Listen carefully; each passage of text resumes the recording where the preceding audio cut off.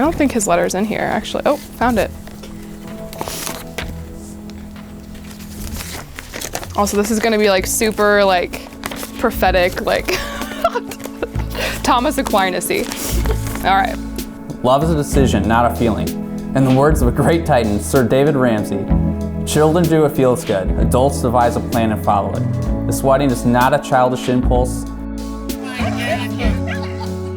There will be no midlife crisis. Do I seem like the type of person? Yeah. No. Yes. This wedding is not a going through the motions activity. Jimmy is gonna tear this, just so you know.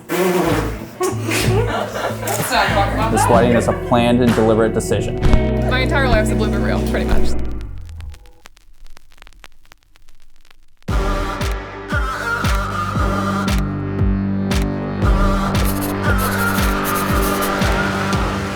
JPW, can you believe we are finally here? It only took us 621 days to get here, but it's here, baby. The last 3 years have been some of the happiest days of my life. I'm so glad that your aunt somehow knew this would work, even though she was completely off base about some of your personality traits. A wise man once told me that facts don't care about your feelings. So let's take a brief pause from all the lovey-dovey nonsense so I can deliver some facts for you. Let's just start with the basics. Fact number 1, my name is Emily, and I can't wait to be your wife. Alas, let us begin my quest to express my love for my soon-to-be wife in the context of the English language. Shall we begin with the greatest beginning? Let us define terms, lest we shall uselessly babble. What is love? What is a love letter? Fact number 2, you're the best dog dad, even though Remy likes me better, and I can't wait to have your actual real-life human babies. I have made plans for where I want to be when I'm 40, 50, 60, and whenever is one day before your meeting with the uncaused cause. The great schism of our lives, I hope to God, will be life pre and post Remy. May he be immortal. It will be my life before September 20th, 2018, and after September 20th, 2018. Fact number 3, you make me laugh when I don't think it's possible. I'm talking the watching a fart TikTok, nothing comes out but the occasional snort and wheeze type of laugh. Fact number 4, you calm me in ways that a glass of red wine or actually sitting still for more than 30 seconds or watching trash TV ever can or ever will. I could not be more grateful to have someone who grounds me, even though my brain is often attached to a high-speed train going nowhere fast. Fact number 6, I'm the luckiest human in the world to be on the receiving end of your love. You love me so well, even on the days that I'm hard to love, which to be clear is very rarely because I'm practically perfect in every way. Get after it. Get after it. Light that fire. Get after it. Light that fire. Father Mawson alluded to how these two met, so let me tell you about that. My son has a river house, and a couple of times a year, my wife and a bunch of her friends go out there. It was during one of these gatherings when they were talking about their kids that Michelle Edwards over there said, "I've got the perfect guy for Emily, my nephew Jimmy." I think Emily and Jimmy finally went out just to stop the matchmaking. Although Jimmy told me the other day, yeah, I wanted to go, but Emily wouldn't. I think this just proves one thing. Tinder, Match.com, swiping right, all the technology in the world is no match for a bunch of women with access to alcohol. You say you want it all, but not without me. Tell me I'm your baby. No, my hands are shaking. Oh my God. My heart has been so heavy, but I think I'm ready to take. Fact number 7, I love you endlessly, without pause or reservation. The type of love where I can't get mad for more than 15 seconds, even though you ate the last ice cream sandwich I was looking forward to all day. JP, I cannot wait to be your wife. A lifetime with you isn't enough, but I'm glad that lifetime starts now. I can't wait to see you at the other end of the aisle. I love you always, like you sometimes, but I like you right now. Love, Em.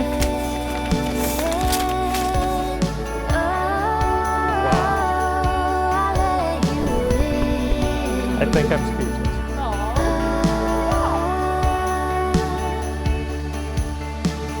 This life will be tragic, chaotic, and full of potential. But the one constant of our lives that we shall set, the one thing that we can absolutely count on, That is cheese that is cheese verboten. He hates cheese.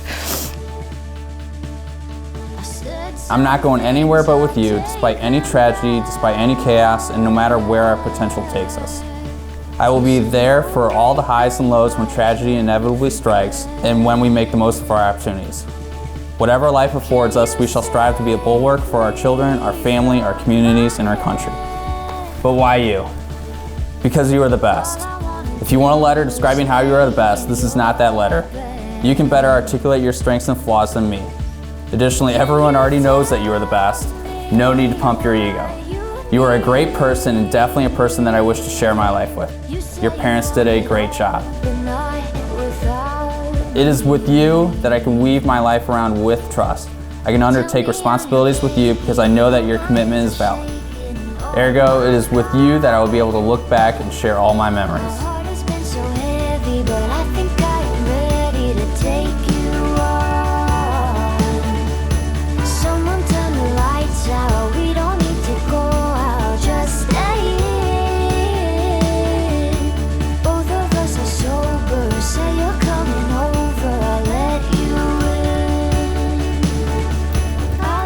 Let me tell you a quick story about Jimmy.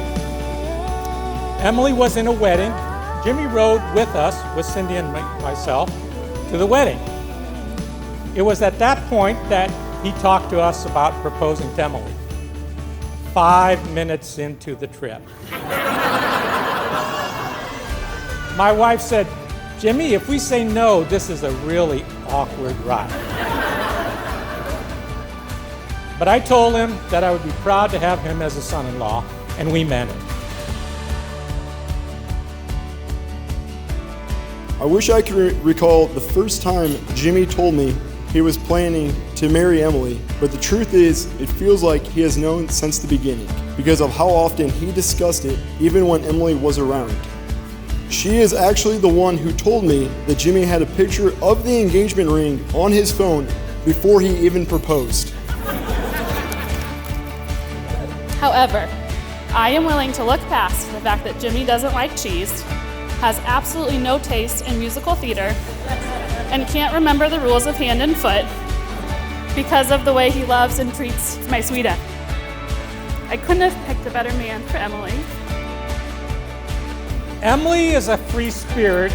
She always likes to claim that she's the favorite child. We have 4. All I can say is that we never left any of the other 3 home alone under the age of 6 to run to soccer games like we did Emily. So, draw your own conclusions, I'm just saying. However, that has set up our favorite family question. Do you have Emily? We say it to this day. We've been on vacation and driving separate cars, my wife will stop and say, "Do you have Emily?" So everybody's always worried about it. Cindy always used to say, "This is Emily, and this is the world." Tonight, we're going to make room, and this is Emily and Jimmy, and this is the world.